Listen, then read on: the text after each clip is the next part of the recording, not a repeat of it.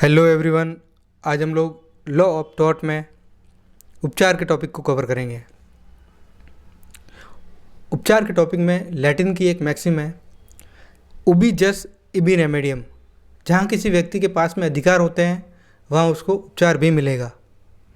उपचार law of taught में उपचार दो तरह के होते हैं, न्यायिक उपचार जुडिशियल रेमेडीज, दूसरा होता है गैर न्यायिक उपचार नॉन जुडिशियल रेमेडीज। अब जुडिशियल रेमेडीज न्यायिक उपचार वो उपचार होते हैं, हम आपको एक एग्जांपल बताएंगे जिससे आपका कंसेप्ट पूरी तरह से क्लियर हो जाएगा। जैसे यदि कोई व्यक्ति उसने टॉर्ट कमिट कर लिया और वादी को उससे लीगल डैमेज हो जाता है।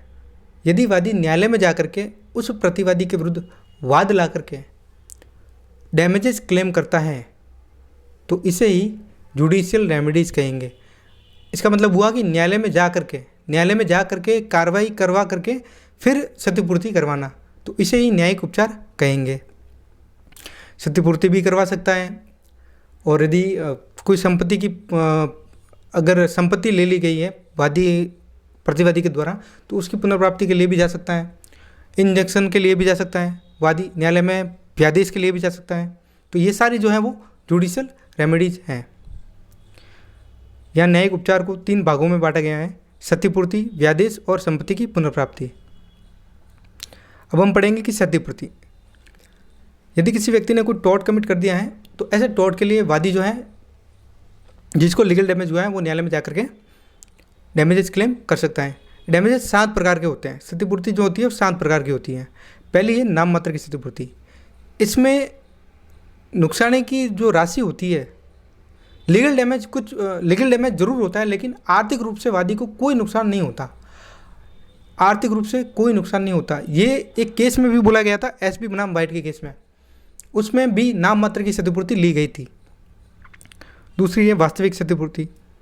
ये वादी तब क्लेम करेगा जब वास्तव में उस वादी को प्रतिवादी के एक्ट से लीगल डैमेज हुआ हो, तो उससे जो क्षतिपूर्ति करवाई जाएगी वो वास्तविक क्षतिपूर्ति होगी। नंबर 3 पर है अवमाननात्मक क्षतिपूर्ति। इसमें वादी केवल प्रतिवादी से नैतिक रूप से ही क्षतिपूर्ति लेने का हकदार होता है। जैसे प्रतिवादी जा रहा था, वादी पर थूक देता है या कचरा फेंक देता है, तो इसमें वादी जो है वो नैतिक रूप से ही प्रतिवादी से क्षतिपूर्ति करवा सकता है। उदाहरणात्मक क्षतिपूर्ति नंबर 4 पे है उदाहरणात्मक क्षतिपूर्ति। ये क्षतिपूर्ति ऐसी क्षतिपूर्ति है, इसमें क्या होता है, जब वादी के साथ में कोई टॉर्ट कमिट होता है, वादी के लीगल राइट वायलेट होते हैं, उसको लीगल डैमेज होता है, तो प्रतिवादी का कोई ऐसा एक्ट है जिसे दोबारा नहीं होने देना है, दोबारा न करे, कोई ऐसा व्यक्ति दोबारा ऐसा कार्य नहीं करे, उसको रोकने के लिए जो क्षतिपूर्ति प्रतिवादी से करवाई जाती है उसे ही उदाहरणात्मक क्षतिपूर्ति कहते हैं। नंबर 5 पे है सामान्य क्षतिपूर्ति। ऐसे डैमेजेस जिसका कि पूर्वानुमान किया जा सकता हो उसे सामान्य क्षतिपूर्ति कहेंगे। विशिष्ट क्षतिपूर्ति, ऐसे डैमेजेस जिसका पूर्वानुमान नहीं किया जा सकता हो तो उसको विशिष्ट क्षतिपूर्ति में कवर करेंगे। और नंबर 7 जो है वो प्रत्याशित क्षतिपूर्ति। इसका मतलब जो टॉर्ट हुआ है, प्रतिवादी ने जो कोई एक्ट किया है उसकी वजह से वादी को जो लीगल डैमेज हुआ है उसको वहाँ जो क्षति कारित हुई है वादी को, उसको संभावित क्षति मान करके उसको क्लेम करवाया जाएगा। भविष्य में होने वाले नुकसान को ध्यान में रखते हुए जो क्षतिपूर्ति करवाई जाएगी उसे ही क्या कहेंगे, प्रत्याशित क्षतिपूर्ति कहेंगे। अब पढ़ेंगे व्यादेश को, इंजेक्शन को। ये होता है कि यदि कोई व्यक्ति कोई ऐसा एक्ट कर रहा है जिससे किसी व्यक्ति को परेशानी हो रही है तो वो न्यायालय में जा करके ये निवेदन कर सकता है कि उस व्यक्ति को जो ऐसा एक्ट कर रहा है जिससे उस व्यक्ति को परेशानी हो रही है उसको या तो रोका जाए उस एक्ट को, या फिर किसी एक्ट को करने का आदेश दिया जाए। तो व्यादेश में 2 तरह के आदेश न्यायालय दे सकता है। 2 तरह के आदेश ऐसे कि कोई कार्य करने से मना करने के लिए आदेश दे सकता है या कोई कार्य करवाने के लिए आदेश दे सकता है न्यायालय। व्यादेश जो है वो 4 प्रकार के होते हैं। अस्थायी व्यादेश, कुछ समय के लिए टेम्परेरी तौर पर किसी कार्य को करने या न करने का व्यादेश दे सकता है कोर्ट। स्थायी व्यादेश, परमानेंट परपेचुअल स्थायी व्यादेश, शाश्वत काल के लिए कोई व्यादेश जारी कर सकता है।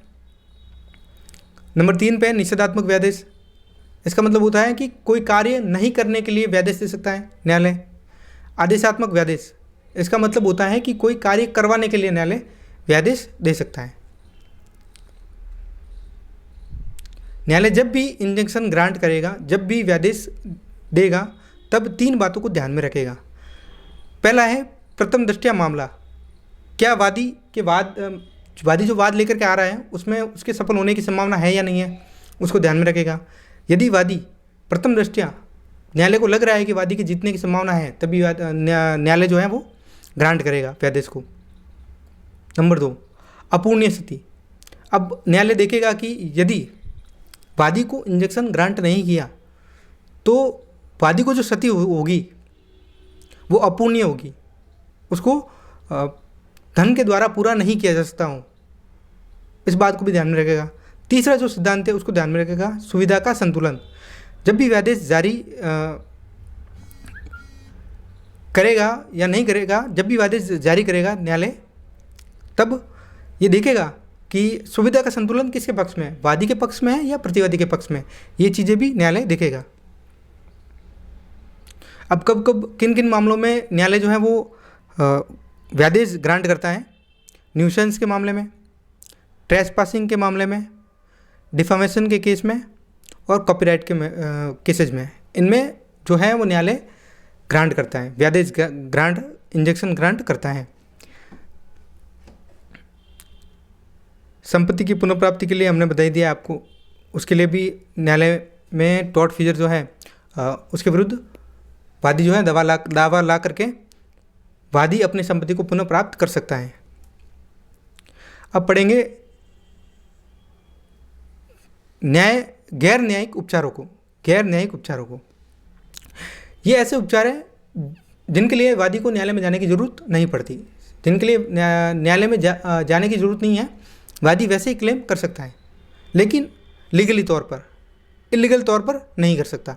लीगली तरीके से यदि वादी प्रतिवादी से क्षतिपूर्ति करवा सकता है तो वो करवा सकता है, उसके लिए कोई बाध्यता नहीं है। जैसे प्राइवेट डिफेंस के केसेस में अतिचारी का निष्कासन करना है, री एंट्री करनी है, या फिर न्यूसेंस को हटाना है, या ऐसी कोई क्षति है, क्रस्तम क्षति है, उसके लिए न्यायालय जो वादी जो है वो न्यायालय के बाहर ही क्षतिपूर्ति या न्यायिक उपचार प्राप्त कर सकता है। पीड़ित पक्षकार जो है वो टॉर्ट फीजर से क्षतिपूर्ति करवा सकता है।